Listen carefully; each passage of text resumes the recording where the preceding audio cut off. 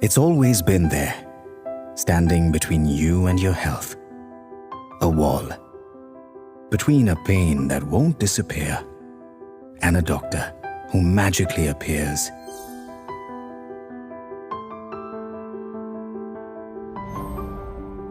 Between a long wait on a hospital bench and staying right where you are, at home. Between finding yourself out of medicines and finding them at your doorstep, whatever the time. Between years of health records all over the place and all your records in one organized access from anywhere place. Between your current regimen and the recommended routine. The wall. We don't need it anymore. Say hello to Apollo 24/7. This is India's largest end-to-end omni-channel healthcare ecosystem, designed to touch more lives than ever before and delivering its promise in 3 important ways. 1. Listen. Talk to us anytime from anywhere. We've got 7,000 doctors and 30,000 healthcare professionals listening. 2. Advise. We'll give you expert advice you can rely on because it comes from India's #1 healthcare provider. 3. Assist. We bring you India's largest health network of pharmacies, clinics, hospitals and health insurance experts.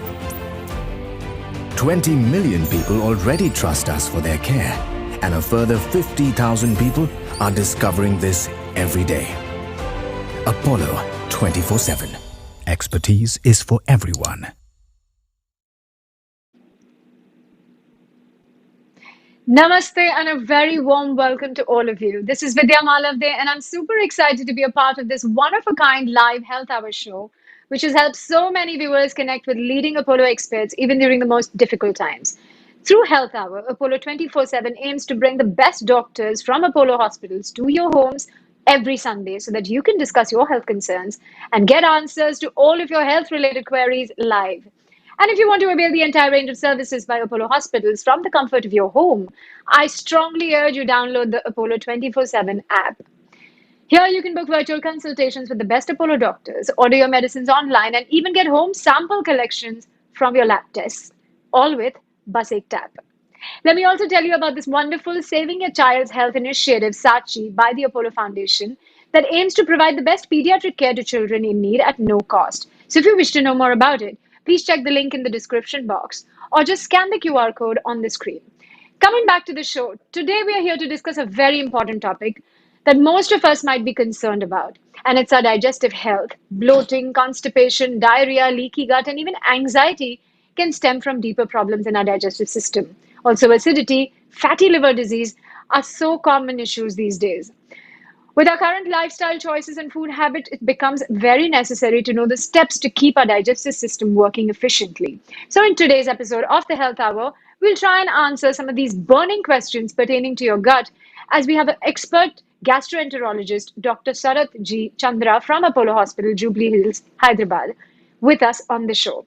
So start typing your questions and we'll take them up with the doctor one by one during the course of the show. Also, watch out for the quiz right after the live Q&A session where you can win exciting gifts, discount vouchers, and much more. Let me just introduce Dr. Chandra to you guys. He's got over 10 years of experience in gastrointestinal disorders. He's ranked second in his super specialization at Osmania Medical College, and his special interest lies in critical gastrointestinal issues, including treating GERD, irritable bowel syndrome, and liver cirrhosis. Welcome to the show, Doctor. We're very, very happy and excited to have you on the show today. So thank you so much for your kind words. I would like to thank Apollo 24/7 for giving me this opportunity. So shall we start the program? Absolutely. Of course, absolutely. So my first question to you, doctor, there is a lot of acid reflux. Even I've suffered from this for many, many years. Please tell me, what are the dietary and lifestyle modifications that are advised for acid reflux, indigestion, or GERD, the gastroesophageal reflux disease? Yeah, so gastroesophageal reflux disease is a very simple and common problem that almost everybody suffer in their life. So basically, gastroesophageal reflux disease is nothing but when the acid in the stomach comes into the food pipe, that is esophagus, and it causes the symptoms of heartburn. So heartburn doesn't mean that it affects the heart, but the sensation of burning in the middle of the chest. So the first and foremost, what we advise for the patients is lifestyle modifications and diet. So lifestyle modifications, they have to first eat food on time. They should not skip their breakfast or late night dinners, or erratically, irregularly. They should not eat. And timely food is very very important. And second thing is they have to avoid spicy, oily, and citrus foods. Citrus foods like lemon, orange, tomato, turmeric. These kind of foods actually worsen their symptoms, and they have to. They should not take not more than two or three. Sorry, 1 or 2 cups of tea or coffee per day. And third, very important is small and frequent meal. They should not eat till their tummy gets full, and after each meal they have to walk at least 5 to 10 minutes so that the food get easily digested and it will go into the small intestine, and they will get lesser acid refluxes. And the last but not least is they have to at least maintain 2 hours gap between their meal time and sleep time. So this also helps in Right. preventing the reflux. So these are the few dietary and lifestyle modifications that we advise for the acid reflux patients, and afterwards we advise Hmm. some add-on drugs to control their symptoms. Wow, that's quite lovely and quite thorough actually. And what about constipation, doctor? What would you advise for us to avoid constipation, which I think is a big problem these days? Yeah, so constipation is also a very common gastrointestinal problem. So constipation is, in layman words, it is a difficulty in expelling the stools. So if patients Hmm. are having any of one symptom like passing hard stools, or difficulty or straining while passing stools, or feeling of incompleteness while passing stools, or evacuating once in every 2 or 3 days. So any one of the symptom is there, then we label them as they are suffering with constipation. So constipation Right. is broadly divided into primary and secondary. Primary is if we thoroughly evaluated and if we couldn't find any reason for constipation, then it's primary constipation. So secondary, because of some other medical condition or drugs, if they are having constipation, then we'll say them they Right. are having secondary constipation. So the advices that we give for constipation is drink plenty of water first, at least 2.5 to 3 liters, and morning when they get up from the bed they have to drink, yeah, so at least 2 glasses of water, or at least half liter of water at a time. And second thing is they have to eat a lot of fruits and vegetables, especially fiber rich ones like apple, banana, berries, pear, prunes, kiwi, and oranges. At least they have to keep 1 or 2 fruits in their diet, either in the morning or in the night.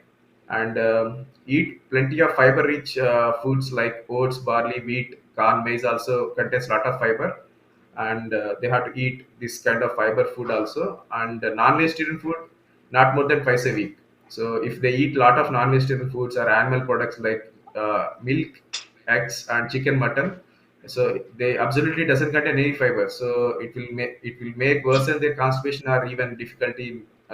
So so the last but not least Correct. is they have to be they have to be physically more active.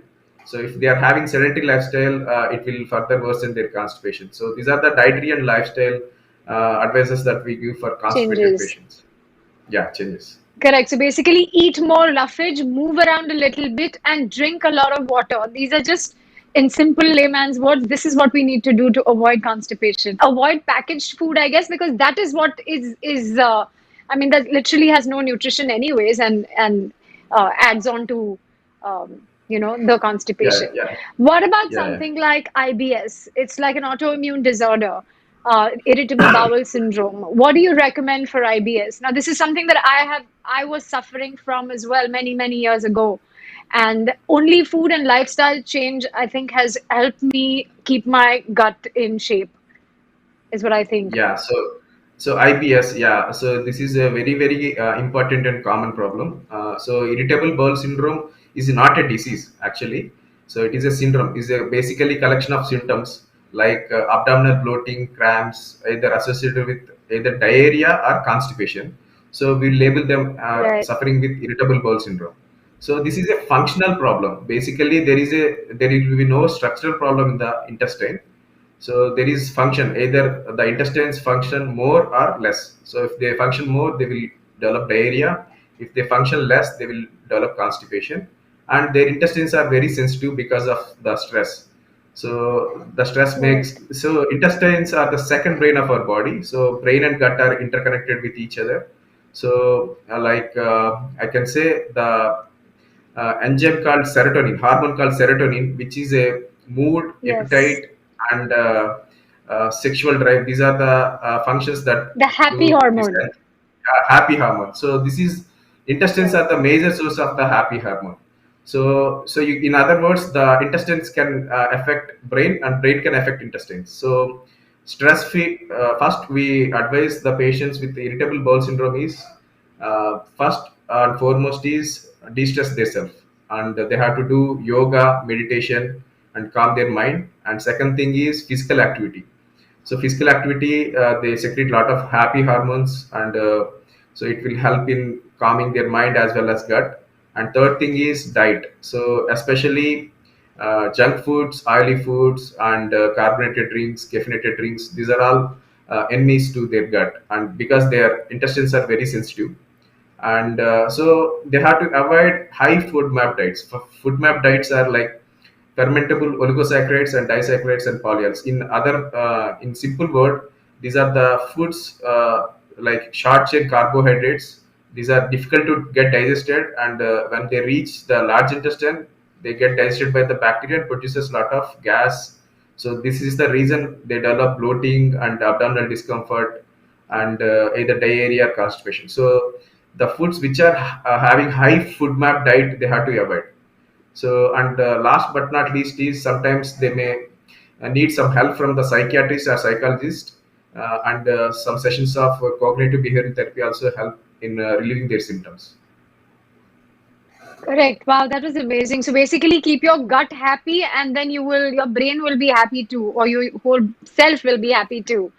Um, Exactly, what exactly. about um, what about the foods that one can sort of avoid or take during diarrhea?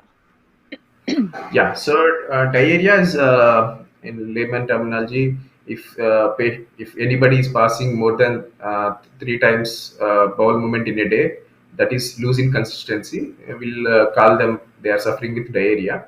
So diarrhea, Hmm. so the preventive measures what we advise is having good water and hand hygiene, and having good food and personal hygiene. Second thing is what we advise is apart from this, so we have to ask the patients to avoid milk and wheat for at least 48 to 72 hours.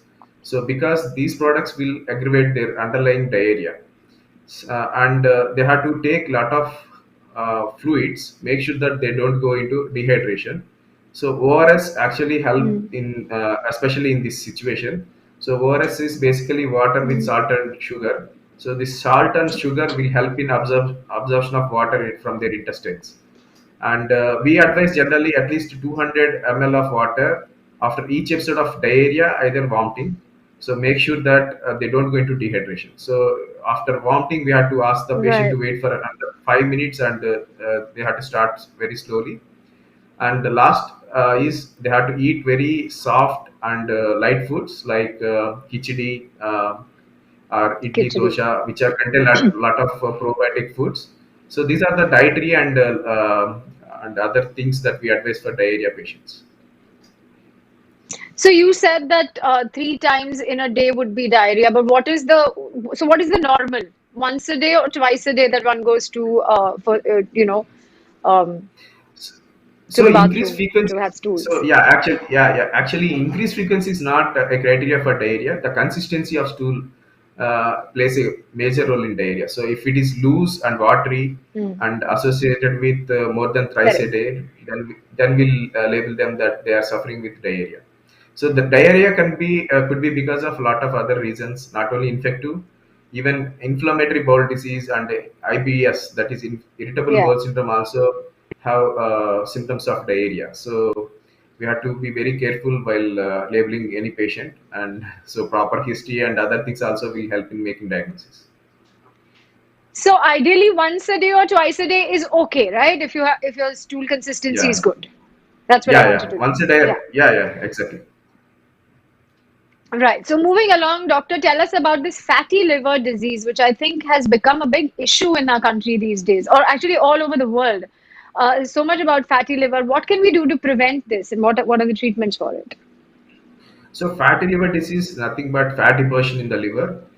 So it is quite common, and now in India it is a epidemic, I can say. So because of India Yeah. has become world's diabetic capital and obesity capital. So every second or third person is affected by diabetes or obesity. So fatty liver disease, like there are 4 to 5 stages are there: simple fatty liver disease and like that, so on. So the for prevention of fatty liver disease, what we have to advise to the patients is diet, exercise, and weight loss. These are the three things that we have to advise. So diet, we have to ask the patients to avoid junk food, oily food, carbonated drinks, caffeinated and sweets, other things, and they have to eat plenty of fiber, and they have to avoid eating a lot of non-veg foods, especially red meat. And olive oil is good for fatty liver disease. We advise the patients to take Oh, olive oil, and these are the things. And second thing is exercise. So we ask the patients to do at least 30 to 45 minutes per day cardio. That is roughly, we ask the patients to walk around 10,000 steps a day, so 5 miles a day. So at least, so for every 1,000 steps they consume around 30 to 40 calories. So around 10,000 steps is 300 to 400 calories a day. And we ask the patients to lose weight, at least 5 to 10% of their body weight in next 6 months to 1 year. Sometimes even rapid weight loss will worsen their fatty liver. So we advise the patients to lose weight very, like, gradually, like not more than zero point 0.5 right. kg per week, not more than 2 kgs a month. So ideally, that is the weight we Mm. recommend to lose. So they have to consult a doctor. So before start planning to lose weight, so they will advise how to lose and what are the other things they have to keep in their mind. So these are the three things Correct. will help And so, in. Yeah, sorry. no. So what I was saying is, I think a lot of fatty liver these days, and this is something in my household as well. In fact, my husband's suffering from non-alcoholic fatty liver, liver cirrhosis. So fatty liver can lead to cirrhosis as well, whether you drink or don't drink. Because I thought liver cirrhosis at some point was related to a lot of drinking alcohol. So how can this cirrhosis be avoided or prevented and cured as well? And does fatty liver lead to liver cirrhosis? So simple fatty liver going into liver cirrhosis is very very rare. Like out of 100, 2 people may go into liver cirrhosis. So the stage of the liver fatty liver is very important. So if they are having advanced fatty liver, like fibrosis or steatohepatitis, so are especially patients who are older than 50 years, having a lot of comorbid illness like obesity, diabetes, hypertension, thyroid, dyslipidemia. So if they are having along fatty liver, these are these medical conditions, then there will be high chances of going into liver cirrhosis. So what we advise to the patients is who are above the age of 50, having these comorbidities, they have to check, they have to go and visit their doctor, and they have to get blood checks and other scannings as advised by the doctor, and according to that they have to take advices whether it is simple fatty liver or is it advanced liver disease. So by doing some blood tests, and even there is a test called fibroscan, which is a very good test. It will give the stage of the liver disease. It is more or less like an ultrasound Mm. scan. You will get the report. So these are the tests. Once we do on the patient, we'll come to know which stage of liver disease he has. Right. I think a lot of it also stems from stress, and I think, especially in yoga, we that nowadays, not just in yoga, and I think everywhere, everybody's talking about this gut-brain axis and your vagus nerve and how to calm it down. and to basically go from this high stress world into a slight bit of say a few minutes of meditation every day, a simple yoga practice, like you were just saying, that maybe you don't want to lose the weight drastically, but a few surya namaskars if you start with, or do a little bit of pranayam every day, that kind of helps to calm everything down and settle everything down. And I feel like that is something that has helped me as well over the years to get rid of a lot of my issues with the gut, because every season change and I would have I would either be constipated or I would be in diarrhea mode. I was never like normal. And it's taken years of consistent looking at it and thinking about, okay, understanding what is happening with your body and listening to your body, that has finally, given me now at least a system that I can say, okay, I think I'm good to go. But you were talking about fiber the other time, and I wanted to ask you. So please tell us what foods are fiber-rich foods. Please tell us what are the benefits of fiber. Um, yeah, Sorry.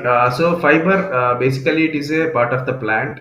So animal products doesn't contain any fiber. So plants rich of fiber. So any product that contains more than 6 grams of in 100 grams, if the product is having 6 grams of fiber, then we'll label that product as high fiber containing product. And any product which contains more than 3 grams of fiber, so we'll tell them that is a source of fiber. You can use it as a source of fiber. So basically, fiber, once again, there are lot of 4 to 5 varieties of fibers are there. One is soluble fiber, insoluble fiber, and fermentable fibers, and resistant fibers. So soluble fibers, especially in oats, flax seeds, you will get a lot of soluble fiber, which helps in preventing the spiking of blood sugars. So it is very helpful in diabetics. So insoluble fiber, so this is basically cellulose, and it helps in preventing constipation. So like whole grains and wheat bran, so these are all having insoluble fiber, helps in constipation. And third thing is fermentable fibers. So these are the food that consumed by the good bacteria in our gut and helps in uh, maintaining a good homeostasis in our intestines. So like foods like onion, garlic, asparagus, and apple, these are all contain fermentable fibers. So last but not least is mm, resistant fibers. So when they go into the intestines, they produce some kind of amino acids, helps in repairing of our intestinal mucosa. So these all the benefits of fiber. So fibers also helps in preventing the inflammation and helps in building up immunity, and as well as it prevents colon cancers and decreases the cholesterol, and even we already talked about that, it also decreases the blood sugars. So there are lot more health right. benefits of taking good amount of fiber. Usually we advise at least 30 grams of fiber in a day for average men and women, and for children at least 15 grams of fiber in a day. So, and the fiber intake also should be very gradual. So you should not jump like having fiber from days to weeks, but it should be very gradual from weeks to months. And whenever you are taking fiber, you have to drink plenty of water, otherwise you will get dehydrated. Right, right. So basically, what you're saying is eat a lot of fruit, a lot of vegetables, eat your dals, your pulses, and your grains, your whole grains, right? Exactly. And Exactly. that's your fiber. So yeah, moving. There are so many questions here that I have. Somebody, Mr. Gautam, we've doctors just spoken about suffering from IBS. The doctor just spoke about the treatment, so that's taken care of. I'm just moving on to the next one here. Share some important tips for digestive health, please. Mr. Sean David has asked us that. So digestive health, yeah. So there is an increasing evidence that gut is the central part of central center to your health. So keeping your gut happy and healthy is vital. So we have to Hmm. eat like all the varieties of foods, like especially vegetables, all colors of vegetables. We have to eat like a spectrum of VGR, like all greens, oranges, and yellow, everything, and moderate amount of dairy products and non-veg foods, and good sleep. Good sleep is also very important, and maintaining an ideal weight. And Right. third thing is good amount of physical activity. These are all will help in maintaining a good health, overall gut health. Okay. So basically, like I always say, eat the rainbow every day. All colors of vegetables will give you all kinds of antioxidants that your body requires to keep you strong and Yeah, healthy, flavonoids. Yes, and to keep your yes, gut yes. correct, to keep your gut happy. Mr. Rakesh Gupta is saying that every morning he feels pain at the time of motion. Okay. What could be So the this could reason? be Or so this could be because of he is suffering with irritable bowel syndrome.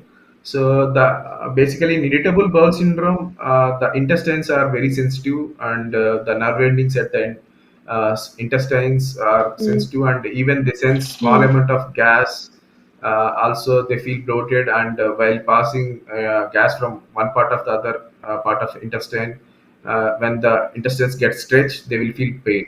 So after defecation or passing flatters, they will feel relief from the pain. So if at all if symptoms are more or less like this, then he is suffering with irritable bowel syndrome, and he needs to consult a doctor, and he has to take advices from him, and treated accordingly. So by simply doing some yoga, meditation, and changing some diet and other lifestyle changes, as well as if needed, we can add on some tablets as well for his problem. right. So my next question is um, from Miss Angel Divya. GE vitals normal, checked with Apollo gastroenterologist. But then what is the question? Okay, here. Mr. Sham V says that my wife is aged 79 years, has been suffering from diarrhea for the last 8 to 10 days, has several times loose motions in a day, tried with Sporolac tablet, but with no avail. Okay, so she's elderly female and only 7 to 8 days of history of diarrhea. So we can label it as acute diarrhea, and most probably in acute diarrheas, the most probable culprit would be either bacteria or virus. So infective etiology we had to rule Right. out, and even after taking probiotics, her diarrhea is not subsiding. So we had to do some blood tests and even stool tests, stool routine and cultures. So we had to find out what is the reason for her diarrhea, and if needed, we had to start a course of antibiotics for 5 to 7 days. Right. So I hope that helps, Mr. Sham. So this question is from Mr. Srinivasan. I have disciplined food habits, but the reflux persists. Okay, so even after doing religious this what is that lifestyle and diet changes, some people 5 to 10% of people may even suffer with reflux disease. So in those cases, we Mm, had to give first we had to diagnose whether the diagnosis is correct what or it is not by doing exactly. some tests. Yeah, so we had to do some tests like endoscopy and pH studies. If once the diagnosis is confirmed, then probably he may need a course of proton pump inhibitors followed by long-term maintenance doses like once in as needed, like once in 2 days or once in 3 days, depending upon his requirement. So the lowest possible doses we have to give to the patients to control their symptoms. Right. Mr. Sean David's asking, does bad digestive health elevate blood pressure and other complications? Yes. So we already spoken about. So I already spoken about this yeah, problem. Like gut and brain are interconnected. So any disturbance in Correct. the gut can be reflected in many other forms, like brain gut axis. So gut is directly or indirectly is connected with many problems like irritable bowel syndrome, depression, anxiety, even eczema, acne. These are all a lot of connection between the gut health and other systemic disorders. So sometimes even hypertension is sometimes linked with bad gut. So I just feel that this is during all the research that I have done for to heal myself. I feel like all your problems really start from the gut. All the bigger things that you think of, whether it's like you said, hypertension or even cancer for that matter, or whatever it is, I feel like an unhealthy gut or acid in the gut is basically um, Yeah. just the cause of all the wrong things that can happen to your body. So if you take care of your gut, literally everything balances out in the body. They don't Exactly. call it a Exactly. core just like that. It is the core of your system, isn't Yeah. it? Yeah. Yeah. Definitely. I do agree on that. Okay. So, Mr. Raksha Sharma is asking us, I was COVID positive in April 2021, but now I have weakness. My stomach aches anytime. My back pains, my hands and legs also pain. If I sleep one side, I feel weak and in my digestion is very weak. Okay, so this could be because of bad gut or leaky gut. So by taking small course of probiotics may help in his condition, and he has to be more focused on diet and exercise and sleep. So and whether he has having any other health issues like any other systemic diseases, we had to check like diabetes and thyroid sometimes may present with weakness and other feeling of this thing, and we had to even check for any vitamin deficiencies, especially B12 and D. If they are deficient, then we Right. had to give him supplements. I think we are a nation deficient of vitamin D right now. It's just one of the most important things to do, like you said. But I think also she was asking because she was COVID positive at some point. Does that help? Has that increased this issue with the digestion, you think? Yes, yes. Post COVID, lot of patients are suffering with digestive issues. So COVID per se can affect our intestines. And a second thing is they take a lot of antibiotics during the COVID. That also has major Right. effect on their gut, and stress and anxiety that they go through while suffering with COVID. That also has major play in the gut health. And not only that, because of COVID lockdown, so most of them are not having any physical activity, and they're sitting idle and eating a lot of food, junk foods. Right. So there are multiple reasons for their gut health problems after COVID. Right. So basically, I guess the thing to do is take it slowly and heal little by little by starting a little exercise, eating as healthy as you possibly can, and and managing the stress is what I would think might work. Okay, right? Then again, I have questions about IBS. Please help. So if you have anything more to add on IBS, do let us know. But otherwise, I think you've said a lot. Another question I have is from Ms. Taniru saying, can I take zinc supplement to reduce inflammation? Yeah, zinc actually it helps in reducing the inflammation. We actually recommend for patients who are having diarrhea, because zinc will fasten up the recovery from diarrhea. So especially in pediatric, like children who are having chronic diarrheas. So these zinc supplements we usually advise, and not only in diarrhea. These recent times there are a lot of patients and doctors are prescribing zinc for COVID patients as well, in decreasing the inflammation as Hmm. well as boosting the immunity. So there is some role of zinc in normal health as well. So I think the only side effect of zinc taking zinc is the gastritis. So the dosage and duration should be Oh, very specified, otherwise they will have some other extra problems. correct. Okay. So the next question is from Mr. Ganga Babu Manam. Hi, Dr. Chandra. A burning sensation from upper abdomen to heart happens after 3 hours of eating every day. Why could that be? So yeah, this is looking for me as a reflex problem, but I'm not very Hmm. certain about that. So we had to trial with a treatment of proton pump inhibitors for 2 weeks, and we had to reassess you after 2 weeks whether you responded to that or not. And if you have a good response to that, probably we are dealing is reflex. If you are not getting good response to treatment, then we have to evaluate. So we need to rule out other secondary causes of heartburn. So sometimes gastric ulcers, stomach infections like Helicobacter pylori.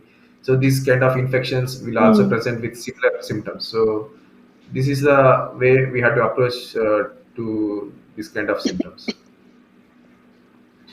So the next question here is from Mr. Robert Oynam. I have been having acid reflux, burping in the morning after having lunch and dinner, but no chest pain, only burping for the last 5 months.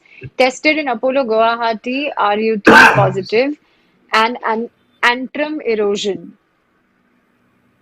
Yeah, Anything you so suggest? so Helicobacter pylori is so I had to highlight this infection. H. So pylori. basically, H. Hmm. pylori, yeah, Helicobacter pylori. So this is Hmm. India is a developing country, so almost like this infection is very endemic here. So most of the gastrointestinal problems that could be because of this infection. So almost like 50 to 60% of the population are infected with this, but very few of them will come with symptoms. So who are having indigestion symptoms like burping, bloating, nausea feeling, or early satiety. After having small food, also they will feel like full, and these kind of Hmm. symptoms, if they are having for more than few months to few years, then probably they are suffering with Helicobacter pylori.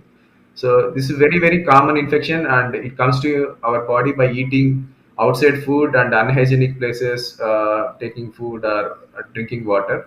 So we can avoid this infection by taking good hygienic, good personal hygiene and as well as food hygiene.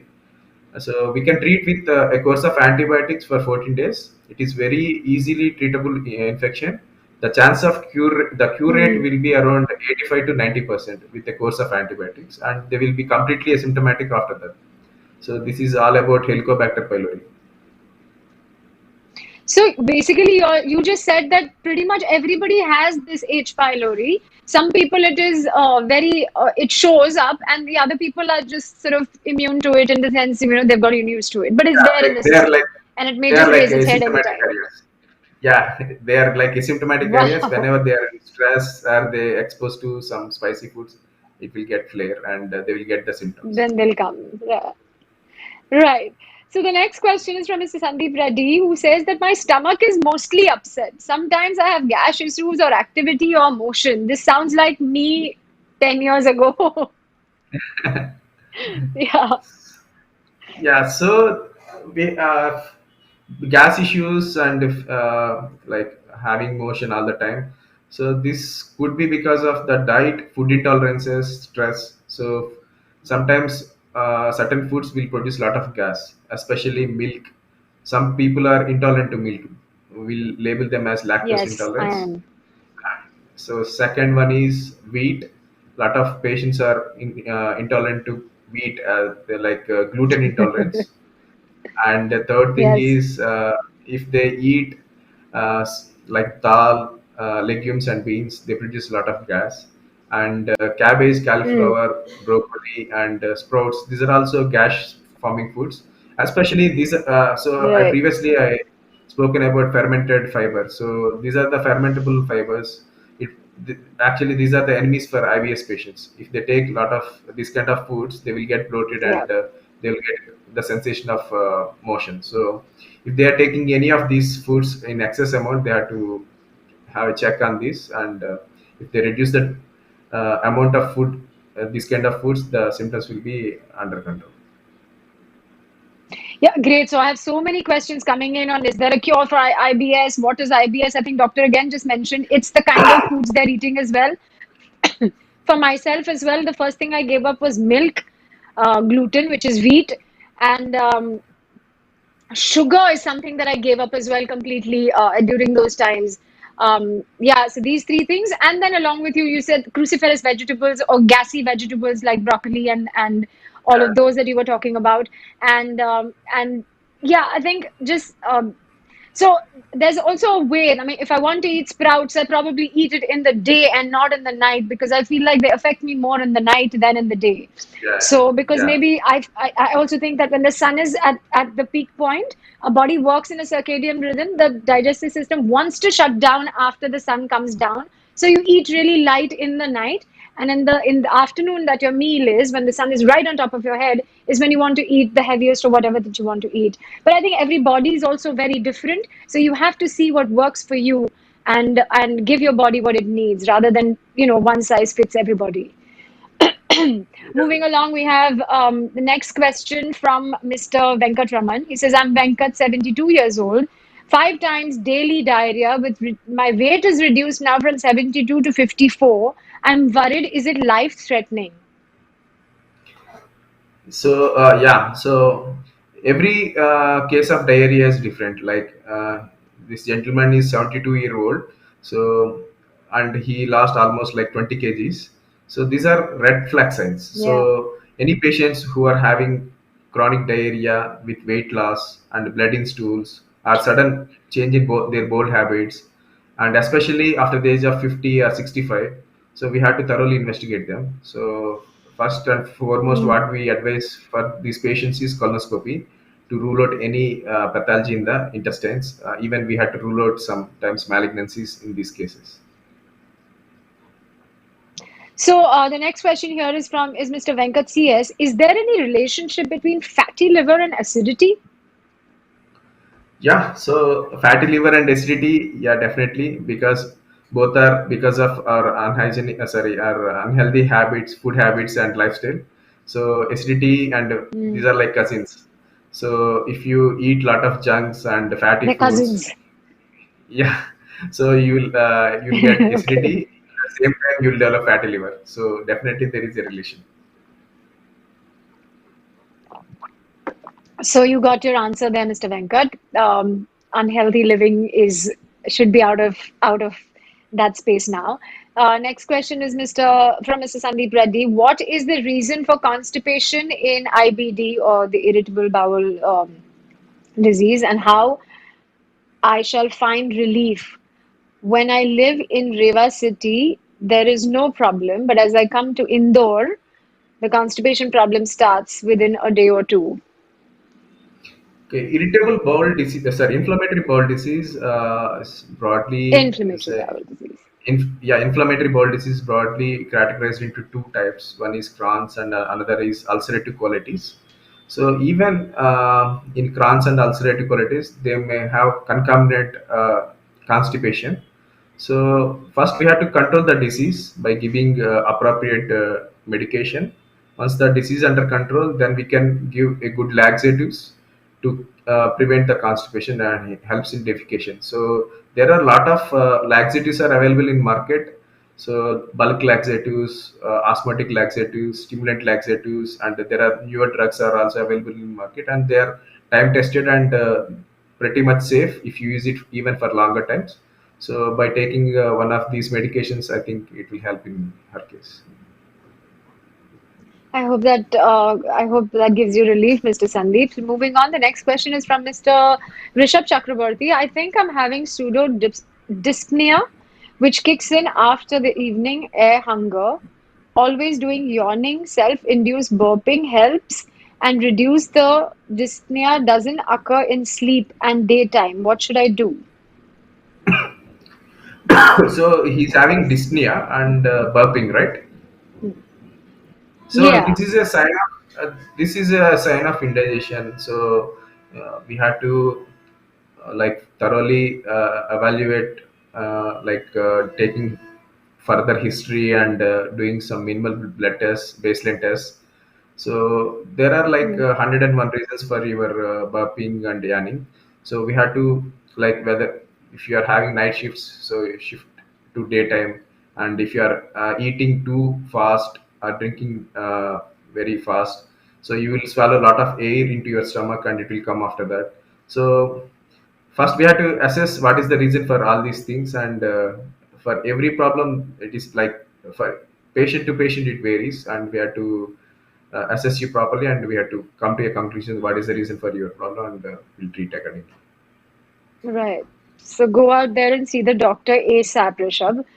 Moving on, Miss Angel Divya says, I'm suffering from RUQ pain and indigestion. Please suggest remedy.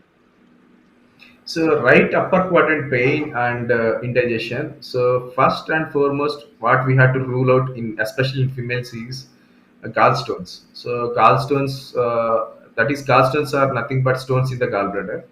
So who are having gallstones, they may have some fatty food intolerance or fatty food indigestion. So whenever they take fatty foods, they will have some uncomfortable sensation in the right upper quadrant as well as in the upper abdomen. So first my advice for her is to get an ultrasound scan to check for any gallbladder stones.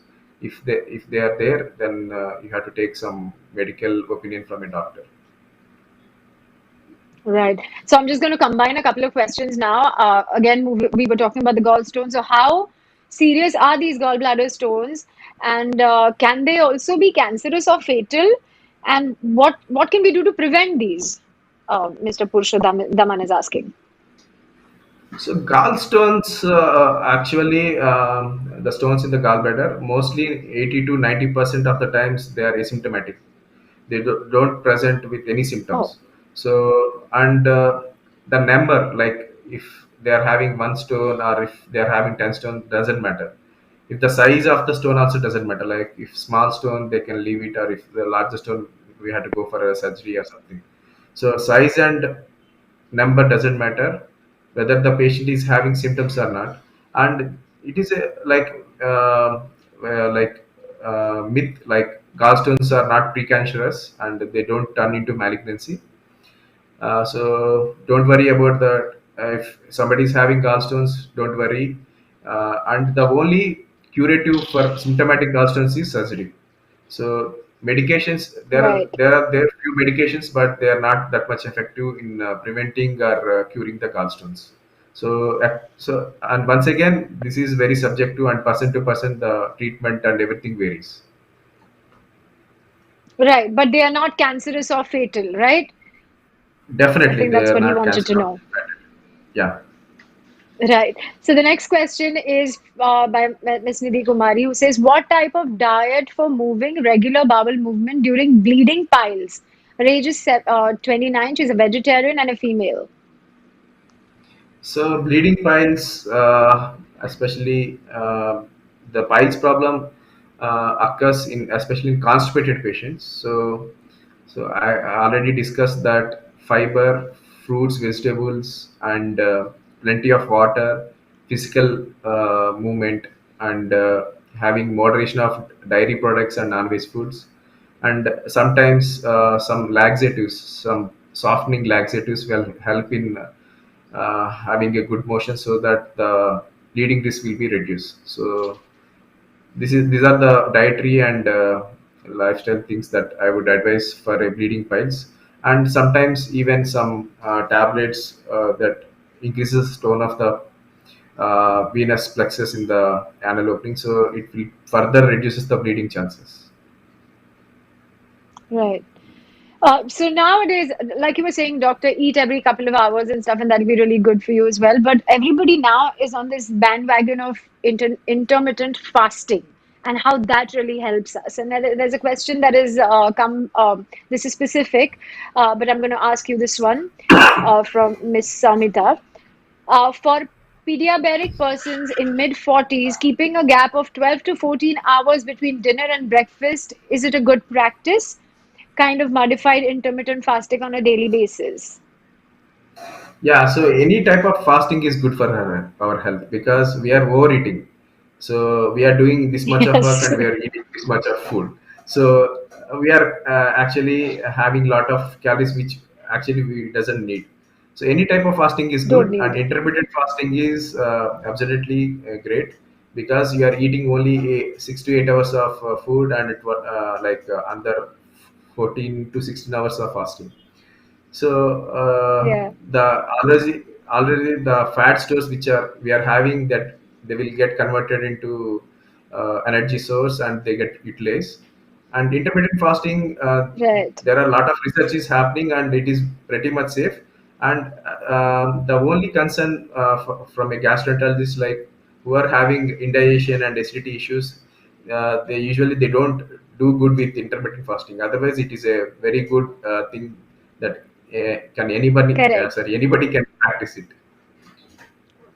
I also feel that you don't have to jump into 16 hours or 14 hours or 18 hours at one stretch. You can start slow with keeping a gap of, like you said, we've just been eating so much and so frequently that the digestive system never gets rest. So you can maybe start with 8 hours, which you anyways do when you're sleeping, and then move on to 9, 10, 11, and see how it goes. Your body doesn't need to stretch everything at one time. It's a process, and you've got to give it time, isn't it, doctor? Yeah, yeah, sir. Yeah. It should be very Um, slow, gradual manner. Gradual, exactly. So the next question is from Miss Anupama Dhawan. My son is 21 years old and suffers from acid reflux. His LES is completely lax. PPIs are not helping much.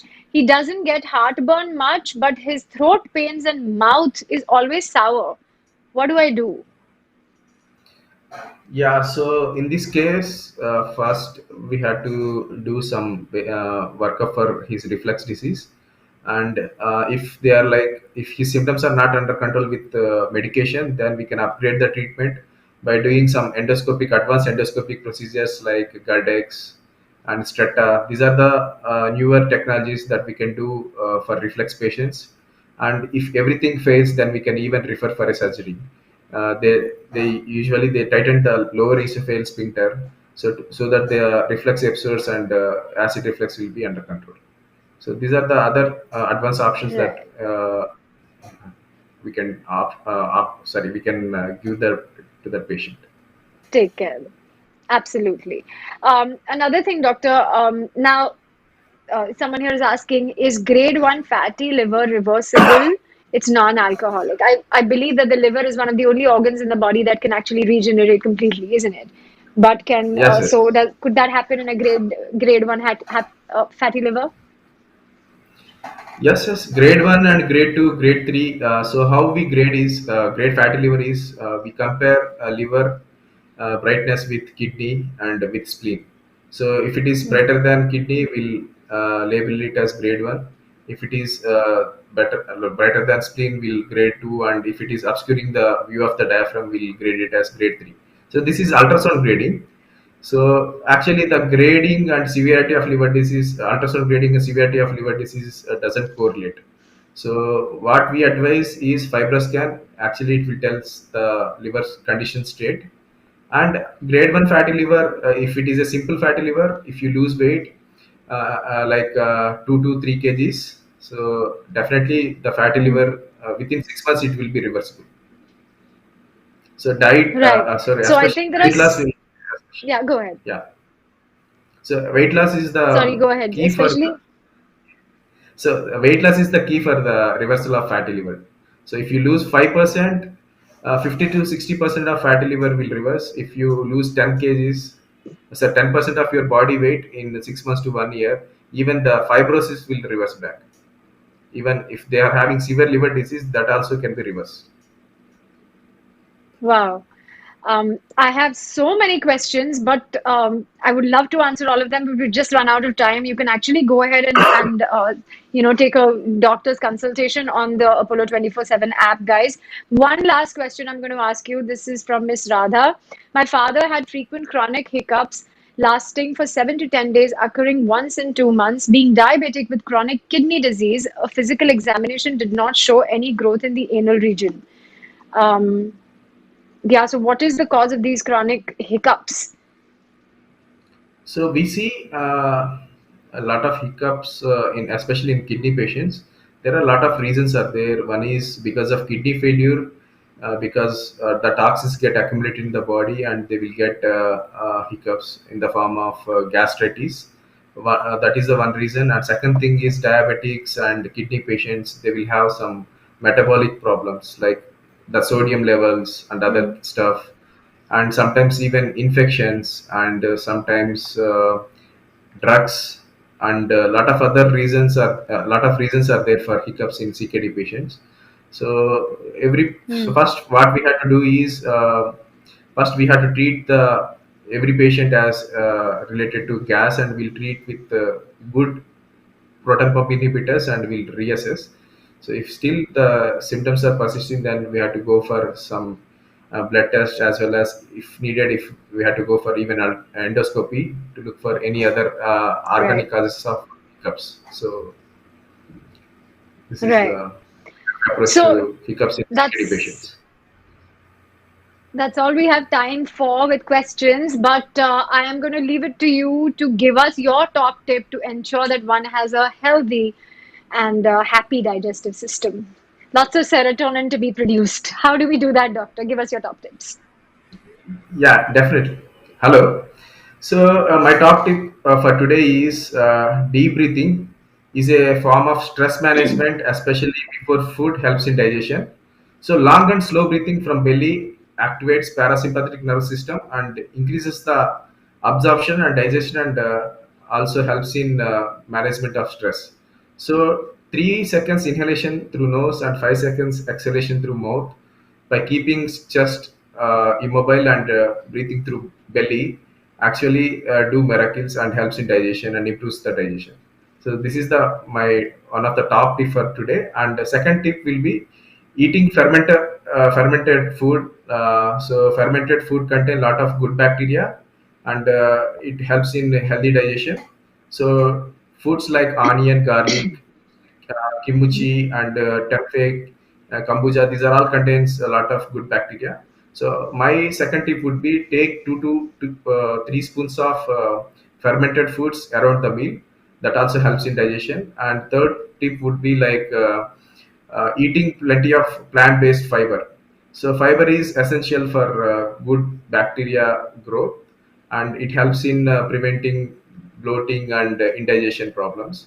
So taking at least 20 to 30 grams of fiber per day helps in maintaining a good health.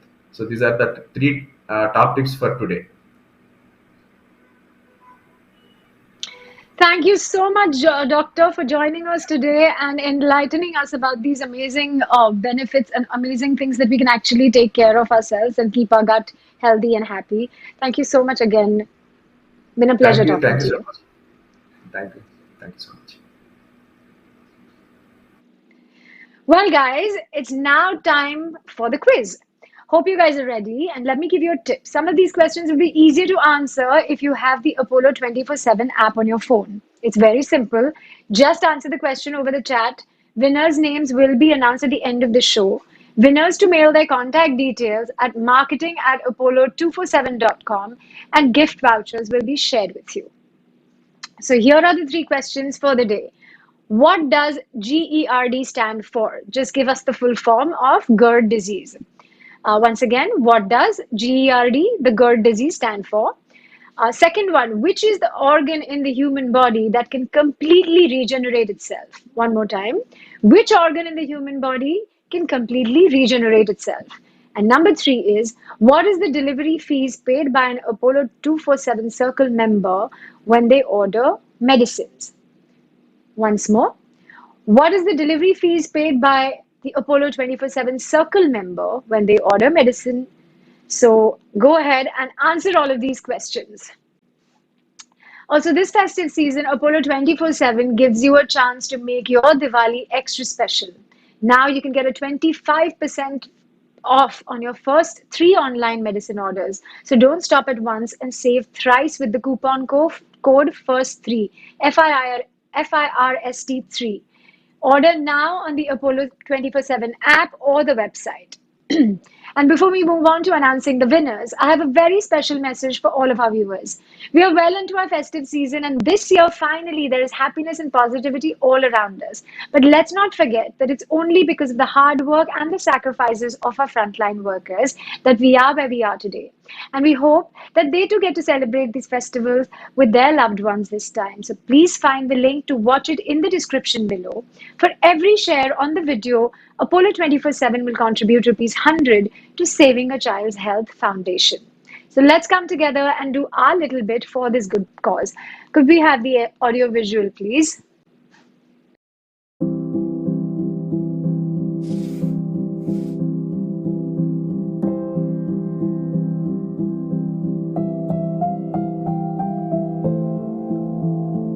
Surprise!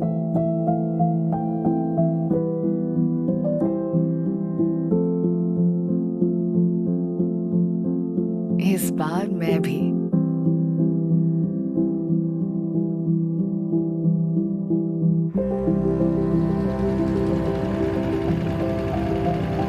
मम्मा मम्मा पापा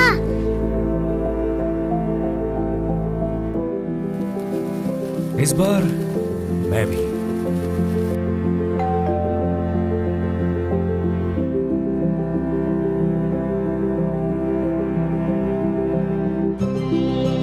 मुबारक भाई।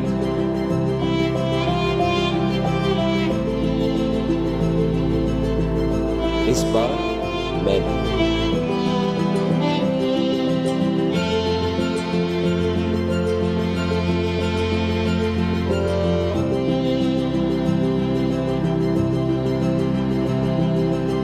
इस बार मैं भी।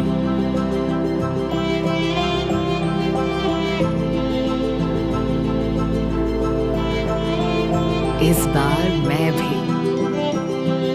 इस बार हर कोई मनाएगा त्योहारों की खुशियां अपनों के साथ। पिछले 2 साल से हमारे फ्रंटलाइन वर्कर्स की बदौलत ये मुमकिन हो पाया है कि हम सब अपनों के साथ हर त्योहार की खुशी बांट सके। इस बार हम आशा करते हैं कि वो भी त्योहारों की हर खुशी अपनों के साथ मना सके।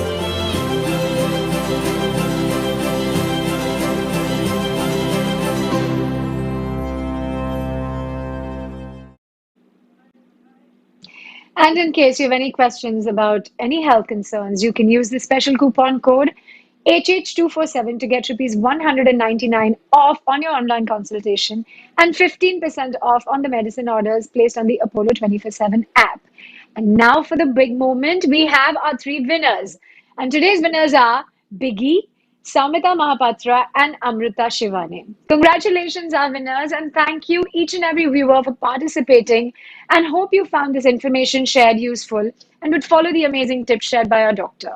We'd like to say goodbye here, and we'll be back with another important topic and an Apollo expert next Sunday at 11 a.m. So stay tuned and keep wearing that mask to stay safe. Goodbye, and God bless.